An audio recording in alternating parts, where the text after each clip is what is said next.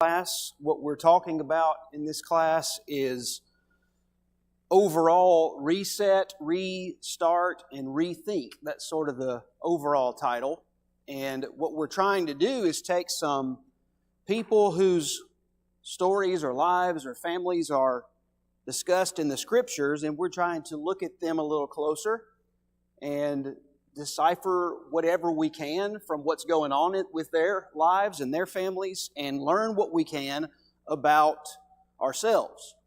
And what we've been doing the last few weeks is taking a close look at Jacob's family in Genesis and several different chapters. We'll be in chapter 30 in just a moment if you want to go ahead and turn there. But the title of our study as we look at Jacob's family is The Function of Dysfunction. And the first time we began this study of Jacob's family, what we tried to admit to ourselves is that we're all dysfunctional.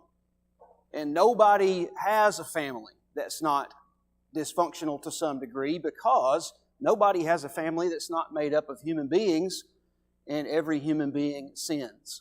And that's what sin causes. And so you're somewhere and I'm somewhere on that spectrum of dysfunction. And what we tend to do is hide that or mask it or pretend that it's not there or compare ourselves to other people who are maybe more dysfunctional than we are so that we can feel better about it. But the Bible has never shied away from this. And the Bible never presents its quote-unquote heroes as being perfect. And so we don't need to whitewash that and pretend that they were when they clearly were not. So what we're doing is taking a look. We've introduced the family. We've introduced Jacob and Laban and Rachel and Leah. And we've seen that all the members of this family are bringing with them the seeds for dysfunction. There's no way that these four people could come together and not be dysfunctional, highly dysfunctional, based on where they've come from and how they were treated and how they see themselves. And so we've introduced the individual people and we've seen what they bring with them. And now what we've started is to take a look at the dysfunction itself in this family. And last week, we took a look at what we call the self-centered start to this family. And if you weren't here, what we mean by that is that Jacob was tricked into working 7 years for Rachel. And then instead of getting Rachel as a wife, which is who he really loved and wanted, Laban tricked him and gave him Leah as a wife. And that wasn't fair and that wasn't right, but what Jacob did made it worse. Jacob said, well, I really want Rachel. And so Laban says, well, if you'll work another 7 years, I'll give her to you. And so we have kind of this self-centered start where Jacob says, no, I don't want this wife, I want another one. And now he's got two. And that's a recipe for dysfunction if we didn't have anything else going on. Two wives is a recipe for dysfunction. That's not God's plan. And so in addition to that, we saw that we have a handmaiden for each of these women who are given to Jacob. And they are referred to as his wives at some point because they have children for him. So we've got one man and four women in this family right now. And we have a foundation, we saw, a foundation of favoritism. We noticed that Jacob makes it very plain that he prefers Rachel. And so Leah is living a life and is part of a family where she's neglected and she's loved much less than Rachel is. And no matter how many children she bears for her husband, he does not love her. He does not show her the same affection. And we saw last week that by the time she gets to her fourth son, Judah, she turns her attention to giving thanks to God. She turns her attention away from, hey, maybe this one will be the one that causes my husband to pay attention to me. And finally, after that fourth son, she says, this time I will praise the Lord. And so we see something that we're going to talk about more in just a moment.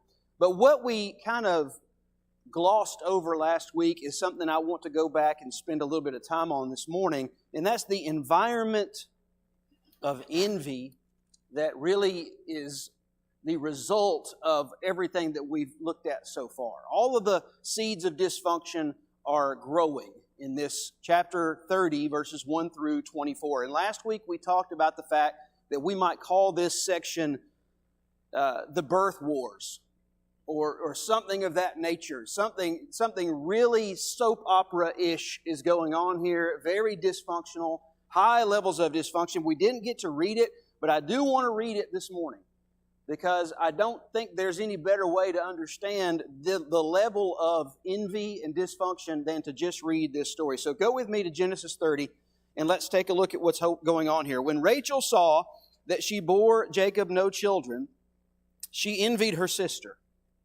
She said to Jacob, "Give me children or I shall die." Jacob's anger was kindled against Rachel, and he said, "Am I in the place of God, who has withheld from you the fruit of the womb?" Then she said, "Here's my servant Bilhah. Go in to her, so that she may give birth on my behalf, that even I may have children through her." So she gave him her servant Bilhah as a wife, and Jacob went in to her, and Bilhah conceived and bore Jacob a son. Then Rachel said, "God has judged me, and has also heard my voice, and given me a son." Therefore she called his name Dan.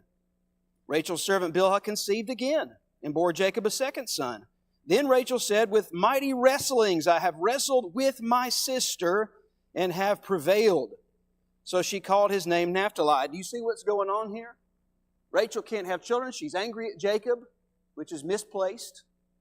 And instead of handling this in a godly way, she decides, well, I'll just use this handmaiden that I've been given, and maybe I can have children for my husband through this other woman. Sounds very much like what happened with Abraham and Sarah and Hagar, isn't it? And so we do have some children here, and how does Rachel see this? She even names this child in the same way that all of these children are named, with some kind of meaning. And what's the meaning behind it? Well, I've wrestled with my sister and I won. You know, it's just an environment of envy. That's all that's driving this behavior. When Leah, verse 9, saw that she had ceased bearing children, she took her servant Zilpah and gave her to Jacob as a wife. So Leah says, well, if you can give your servant to Jacob, I can give him mine, and I'll continue in this competition through her. Then Leah's servant Zilpah bore Jacob a son, and Leah said, "Good fortune has come." So she called his name Gad. Leah's servant Zilpah bore Jacob a second son, and Leah said, "Happy am I, for women have called me happy." Notice, is she really happy? No, she names him, "I'm happy because people have called me happy." People think that I'm happy, but she's not happy. And we're going to see that play out. And in the days of wheat harvest, Reuben went and found mandrakes in the field and brought them to his mother Leah. Then Rachel said to Leah, "Please give me some of your son's mandrakes." But she said to her, "Is it a small matter that you have taken away my husband?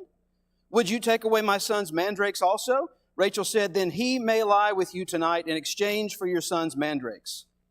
When Jacob came from the field in the evening, Leah went out to meet him and said, "You must come in to me, for I have hired you with my son's mandrakes." So he lay with her that night. And God listened to Leah, and she conceived and bore Jacob a fifth son. Leah said, "God has given me my wages, because I gave my servant to my husband." So she called his name Issachar. Let's pause and talk about these mandrakes. This is an interesting concept. And you may read this as I do and think, what in the world is going on with these mandrakes? I don't even really know what a mandrake is. There's some in Harry Potter movies. I don't think that's exactly what we're talking about here. But you might be surprised to learn that there are some similarities between the mandrakes in the Harry Potter movie and the idea here. And that may be where the author of that series got this concept. Mandrakes were a plant that grew, and maybe they still grow, I don't know, but they had human-shaped roots. You pull this plant up, the roots look like a human being, and some people would even say a baby or a small child. The roots had the appearance of a person, and they produced a very fragrant aroma. And so in this ancient context, they were thought to be associated with fertility. They were thought to be aphrodisiacs, and they were thought to have some kind of real power in this way. And this was not to them a superstition like we might see it. You got to remember, they don't have pharmacies and medical doctors and hospitals and up-to-date information. They just kind of have what they have. And so it was mainstream medicine to them, not magic, to think that these mandrakes had some kind of actual power. And so what's happening in this section is that Reuben finds some of these things. Evidently they're rare and hard to find, and they become a bargaining chip. And Leah can't have kids anymore, and so she tries to bargain and get these mandrakes so that she can have children again, Rachel does. And so there's this bargaining going on about these mandrakes, and the ironic part is the person who ends up with the mandrakes is not the person who gets pregnant. And so we're going to come back to that. But I just wanted you to know that when we talk about these mandrakes, and we're going to see some of this in the next chapter with other things, there's a lot of things in the ancient, Near Eastern culture that you and I look at and say, that's silly. That's kind of superstitious. That's kind of ridiculous. But they didn't see it that way. This was their version of, urgent care or some kind of, website where you might go to find out the answers to your health problems. And so I wanted to pause and say that, there's really no modern proof that these plants, these roots, had any actual medical impact. They had a little bit of an aphrodisiac effect based on some of the chemicals that were included, but they did not and don't treat infertility in any kind of biological way. But that doesn't mean that they didn't think that. And again, you've got this competition between these women, and they are looking for any and every advantage they can get in the situation. And so Reuben finds these things, and they want them. These two women want them. And they're willing to trade. You can tell what they're willing to trade to get these things. And meanwhile, Jacob is just like, well, okay, I guess you guys got it worked out. And so it's an odd, very dysfunctional, chaotic, competitive situation here. Let's continue reading. In verse 19, and Leah conceived again, and she bore Jacob a sixth son. Then Leah said, God has endowed me with a good endowment. Now my husband will honor me because I have borne him 6 sons. So she called his name Zebulun. Afterwards she bore a daughter and called her name Dinah. Then God remembered Rachel, and God listened to her and opened her womb. She conceived and bore a son and said, God has taken away my reproach. And she called his name Joseph, saying, may the Lord add to me another son. So, very dysfunctional passage. If this was happening in your family or my family, it's not anything we would consider to be worthy of being in the Bible. In fact, we would hope that nobody knew about it. We would hope nobody ever saw this side of our family, right? This is terrible. And this is not healthy.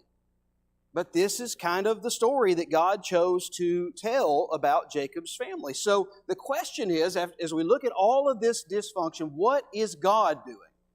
That's what we're trying to talk about in this class. What is the function of all this? What is God doing in the midst of all this dysfunction? I got a few things that I've noticed that I'll share with you, and then we'll kind of move forward with what happens next in the story. So 3 things that God seems to be doing in this dysfunction. Number 1, as it regards the person. Okay, and we're talking about the person of Leah right here for just a moment. As it regards the person, God is choosing the unchosen. God is choosing the unchosen. Go back to Leah's 4 sons and notice that God chose, verse 31 of chapter 29, when the Lord saw that Leah was hated, and last week we saw that means that she was loved less. She was neglected. She was not shown the same kind of love. When God saw that, He opened her womb, but Rachel was barren. And so God says, oh, I see what's going on here. Jacob is preferential toward Rachel. He loves her. He does not love Leah, so I will choose to bless Leah with children at this time, at this point. And I think that's really important, that when we feel that we are being neglected, when we feel that we are not being loved by the people in our lives who ought to be doing that, And sometimes, that can be devastating to us, can't it? We can let that bring us to a very dark place, and we can lose hope when that happens. And this story shows us, behind the scenes, God is never guilty of that. God is always choosing the unchosen. God is always blessing the people who are being looked over. And you can see this throughout Scripture, and if you've been paying attention in your own life, you can see this. That people may let you down, and people may neglect, and people may not love you the way that they should. God is never guilty of that. That's important, isn't it? As it regards the person, God is that personal. God is not just some cosmic, entity that doesn't know what's going on in my life or your life. He does. And in this very highly dysfunctional situation where Leah is certainly not innocent, but nobody is, God chooses her to bless at this point. Number 2, here's what else is going on in this dysfunction that God is accomplishing as it regards His promise. As it regards His promise. Do you remember that God made a promise to Abram in Genesis 12:2? He made several promises. One of them was, I will make you a great nation. Now, in order to make somebody a great nation, they've got to continue having children, don't they? They've got to have at some point a lot of children. And so you've got Jacob's family where it seems like, unless God was involved, neither one of these women may have had children. And so what God seems to be doing is making it possible for these women to have children so that He can continue fulfilling His covenant promise that He made to Abraham. So we're looking at levels of God's involvement, aren't we? On a personal level, He cares about Leah. On another level that really is beyond this family, He is fulfilling His promises. So again, think about it this way, the 12 tribes of Israel. We usually talk about the 12 tribes of Israel in a very, let's say, serious, somber tone. That's a respected phrase, the 12 tribes of Israel, solid as a rock, right? Until you realize that the 12 tribes of Israel come from this story. The 12 tribes of Israel, which is something that is later viewed as foundational and highly functional part of God's scheme of redemption, was built during a time of personal chaos, competition, and rivalry. Built during a highly dysfunctional time, and God all the while is building, fulfilling. You're dysfunctional right now, but I'm working through that. I'm going to fulfill my promise to Abraham through your dysfunctional family. And that's important. Number 2, that's God's, as regards His promise, He's fulfilling that promise. Number 3, this one is interesting. We'll take a few more minutes to talk about this one. As it regards His plan. You remember, if you're back up to 30,000, 40,000 feet of the Bible here, what is God really trying to accomplish here? God has a very big plan to redeem mankind, doesn't He? That's what this entire book is about. And the need for that goes back all the way to Genesis chapter 3, where sin entered the world and the consequences of it were as far-reaching as you can possibly imagine. And God said, well, I'm going to bring about a plan, a scheme that has been in place from the foundation of the world to save these people, to redeem these people. And we know that that led to Jesus, the Messiah, the Savior. But you can trace all of that, certainly back further than what we're talking about, but is that happening? Is that being dealt with in this family? Yeah. This family is the family through which that Messiah would come. And so I want you to think about this with me. As soon as Leah turned her, look back where Judah was born. Go back to chapter 29, verse number 35. We mentioned this at the very beginning. When Judah is born, her fourth son, she turns her attention and focus away from earning her husband's love and gave glory and praise to God. And she bore a very special child named Judah. Judah would later be chosen, set apart as the chosen son of Jacob, through whom the Messiah would come. Of the 12 tribes, only one of them would produce the Messiah, and it would be Judah. Now, this is interesting. Does this mean that, well, Leah has reached this spiritual, pinnacle, and now she's not going to have any more dysfunction? No, it doesn't mean that. We've already read that she kind of reverts and relapses into her, previous dysfunction, but she has a moment of clarity here where she turns her attention to God, and it happens to be the point at which here's the child. Here's the child that's going to be chosen to bring forth the ultimate fulfillment of my plan to redeem mankind.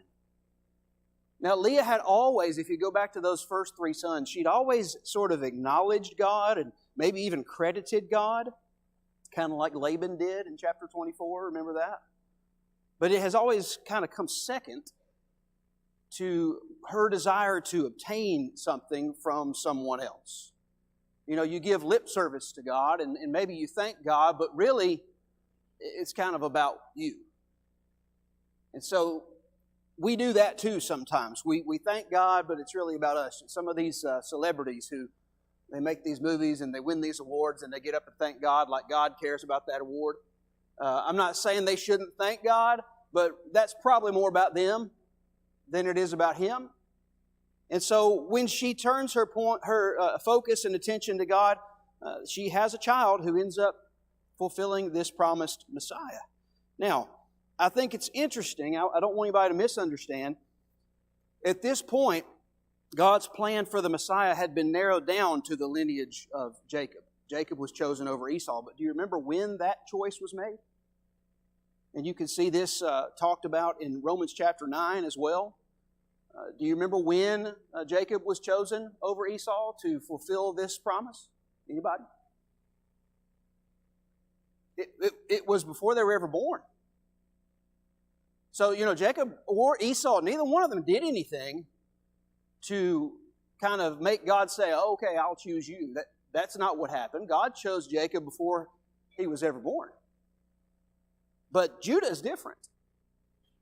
There is nothing in the Scripture that tells us about Judah being chosen as the son of Jacob who the Messiah would come through. There's nothing said about that until much later when Jacob is actually pronouncing the blessings upon his children at the end of the book of Genesis. Did you realize that? So the choice to choose Judah is made inside the story, seemingly. Inside the story. And we might say, well, that has everything to do with Judah's life and his arc of redemption and him realizing that he needed to turn to God. And that certainly is probably part of it. But could we come all the way back to his birth and to his mother's focus on God and say, well, there's a clue. There's a clue. And at the moment where Leah realizes God is doing all of this and I'm just going to praise Him, well, a very special child is born.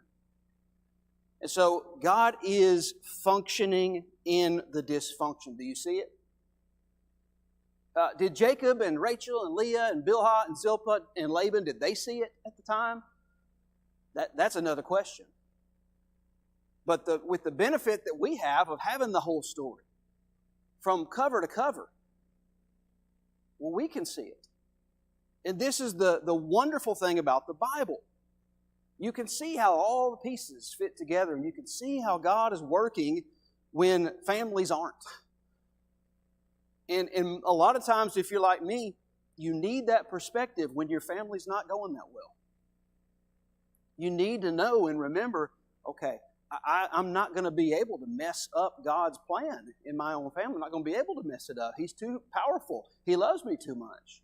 He will always work through my sin and through my dysfunction. That doesn't excuse sin, but you see what we're saying. We see the working of God behind the scenes. And so, let's consider the second, we talk about his marriage here, and that's kind of on display in that first section in chapter 30. But when you get to chapter 30, verse 25, we're going to look at another aspect of dysfunction as it continues in Jacob's family, and we might call this familial. It goes beyond the marriage, and it's kind of extended family. We might even call this relational or even economic. There are a lot of ways in which the dysfunction of the marriage sort of spills over into every aspect of that family's life. And so you're going to notice as we go through this section, I'm going to intentionally leave out the references to God. I'm going to kind of intentionally leave that out, and we're going to come back to that. I want to focus on the human element of this passage and notice some of the things that the humans are doing so that we can put that in contrast with what God does a little bit later. So we have a turning point. We would call this turning point number 1 in verses 22 through 28. Let's go back and read that. We've already read verse 22 through 24, but let's read it again and then continue through verse 28. This is a turning point. Then God remembered Rachel, and God listened to her and opened her womb. She conceived and bore a son and said, God has taken away my reproach. And she called his name Joseph, saying, May the Lord add to me another son. As soon as Rachel had borne Joseph, Jacob said to Laban, Send me away, that I may go to my own home and country. Give me my wives and my children, for whom I have served you, that I may go, for you know the service that I have given you. But Laban said to him, If I have found favor in your sight, I have learned by divination that the Lord has blessed me because of you. Name your wages, and I will give it. So let's talk about this turning point. Jacob decides to leave. Would you say that's a good decision? I would say you're moving in the right direction, Jacob, if you decide to get out of this situation. It probably won't fix all your problems, but you might want to get away from Laban. And Jacob realizes that this would be a good time to leave. Now, according to Genesis 31:41, Joseph was born at the end of the 14-year period of Jacob's promised service to Laban. So right at the end of that 14-year period that he owes Laban, he doesn't have a choice. He owes this amount of time to Laban. Right at the end of that, Rachel conceives, God remembers her, and she has a child. And she says, God has taken away my reproach. She's waited for 14 years to have her own child. And the name Joseph, again, is meaningful, and it reflects her state of mind. The name Joseph means, may he add. May he add. So what you see going on here is she's looking back and thanking God for taking away her reproach for being barren, but what is she also doing? She's looking ahead and saying, can I please have another one? And so we have perhaps a spiritual realization from Rachel, but do we have a contentment? We see faith, we see an orientation toward God, but we also see a kind of unrest, a longing for more, a discontent in her heart. And before we all beat up on Rachel, how about this? We just see her humanity, don't we? That's all. We see her humanity. Before we all look at her and think, well, I'm glad I'm not like that. We're all like that. We all, most of the time, see our blessings and thank God for them and then immediately ask for more. That's just kind of what people do, isn't it? And that's her state of mind, and the Bible's honest about it. But why does Jacob want to leave? Why does Jacob want to leave right now? And you're probably like me, and you're like, well, I can give you about 9 reasons based on the last couple weeks of studying this why he would probably be ready to leave. But here's the basic answer, and it's in the text. He wants to start his own family apart from Laban. He wants to, verse 30, provide for his own household also. He has worked for 14 years, and who has reaped the benefits of his work? All of them. Laban has. Laban has reaped the rewards, and Jacob tells Laban, you had little before I came. and it has increased abundantly, and the Lord has blessed you wherever I turn, verse 30. So finally, after 14 years, Jacob wants to do what God has been telling husbands and wives to do since Genesis 2. Leave and cleave. Now, we've messed this family up to some degree beyond any hope of return, but Jacob finally at least realizes, I need to get out of here. And maybe it's his attempt to become as much more functional as he can apart from Laban's influence. So what is Laban's response? Does Laban want Jacob to leave? Well, certainly not. Laban's rich now. And he's rich, and he knows that he's rich because of Jacob. And it's kind of like Pharaoh. Think back to Pharaoh. Does Pharaoh want the Israelites to leave? Well, no. He's very reluctant to let them leave for basically the same reason that Laban is reluctant. Because there's a great deal of profit to be had by having these people in my presence, in my land, on my payroll, so to speak. So he sees the benefit of having somebody like Jacob in his employment. He wants to keep him. So he says, if I've found favor in your sight, I've learned by divination that the Lord has blessed me because of you. Name your wages and I will give it. This is another interesting part. Divination, what is that? Some kind of magic, some kind of sorcery, some kind of fortune telling. That's what he's talking about here. Let me read to you from one commentator and what their take on this divination aspect is. I don't know that this is exactly right, but I think this is probably close. Laban was claiming he had received a revelation from Yahweh by using divination, which was a form of sorcery that was later forbidden in the law. Leviticus chapter 19, verse 26, Deuteronomy 18, verse 10. It may be that Yahweh accommodated Laban's pagan practice. He's going to do that again in 1 Samuel chapter 28 with Saul, in order to reveal himself to Laban as the true source of his wealth through Jacob.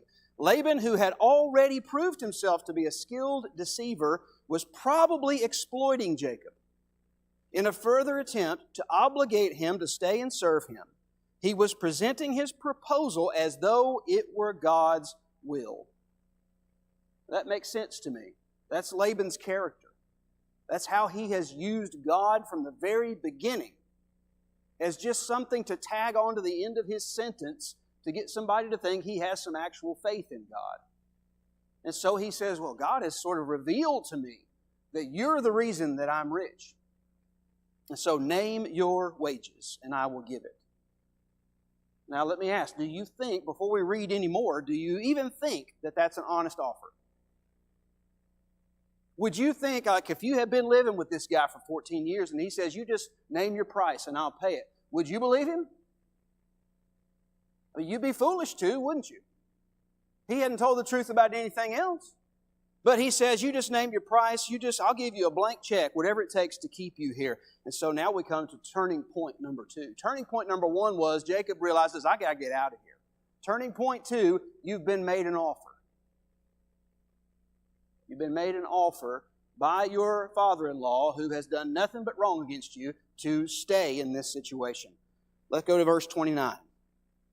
Verse 29, Jacob said to him, you yourself know how I have served you and how your livestock has fared with me. For you had little before I came, and it has increased abundantly, and the Lord has blessed you wherever I turn. But now when shall I provide for my own household also? He said, what shall I give you?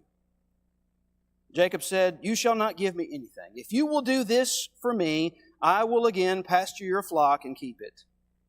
Let me pass through all your flocks today, removing from it every speckled and spotted sheep and every black lamb, and the spotted and speckled among the goats, and they shall be my wages. So my honesty will answer for me later when you come to look into my wages with you. Everyone that's not speckled and spotted among the goats and black among the lambs, if found with me, shall be counted stolen. Laban said, good, let it be as you have said. But that day, Laban removed the male goats that were striped and spotted, and all the female goats that were speckled and spotted, every one that had white on it, and every lamb that was black, and put them in the charge of his sons. And he set a distance of 3 days' journey between himself and Jacob pastured the rest of Laban's flock. Let's pause. Everything we see here is in character for everyone involved, isn't it? Jacob has a great idea to get out of this family and go start his own.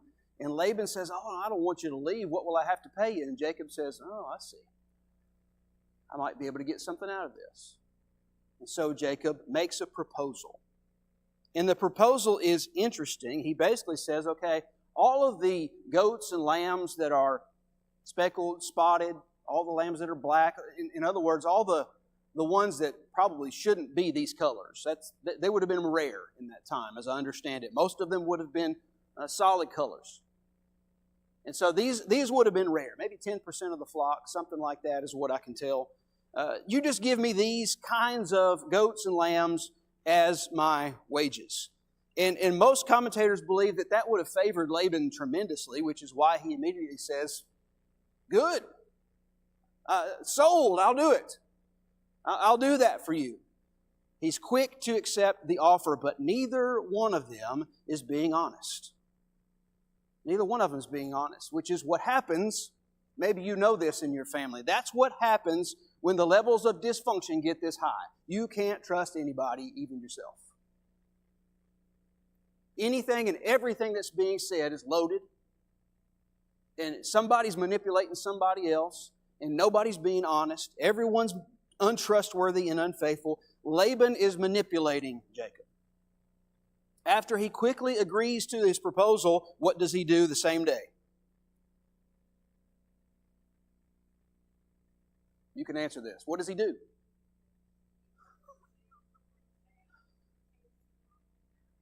Yeah. He says, "Oh, your wages will be the spotted, speckled, and black. I'll do that." And then he says to his sons, "Hey, go get all of those animals out of my flock, take them 3 days away, and get them away from Jacob." Okay, so we're off to another good start, right? I mean, this situation, Laban is already manipulating it. He's already being dishonest. He probably expected Jacob to start taking these unusually colored animals and begin building his own flock through breeding. So he not only took them away, but he put a 3-mile buffer zone in between his normal flock and the desired abnormal sheep and goats. So he's not being honest, but neither is Jacob. Neither is Jacob. So what we're about to read in verse 37 through 43 is one of the most confusing parts of the Old Testament that I've ever run across. So here we go.